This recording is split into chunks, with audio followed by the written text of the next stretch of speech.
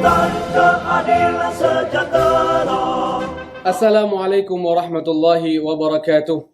Hamdan wa syukran lillah, salatan wa salaman ala rasulillah. Inna lillahi wa inna ilaihi raji'un. Kader dan simpatisan Partai Keadilan Sejahtera se-Aceh yang dimuliakan Allah Subhanahu wa taala. Hari ini saya diberikan amanah oleh pimpinan partai untuk menjadi ketua DPW PKS Aceh. Tentu saya bukanlah yang terbaik di antara antum semuanya. Bukan yang paling banyak ibadahnya dan bukan yang paling banyak ilmunya.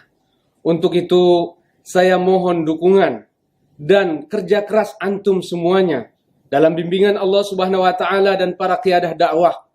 Kita sukseskan agenda pemenangan partai pemilu 2000, Pilkada 2022 dan pemilu 2024. Allahu akbar, Allahu akbar, Allahu akbar walillahil hamd. Assalamualaikum warahmatullahi wabarakatuh. Insan keadilan sejahtera.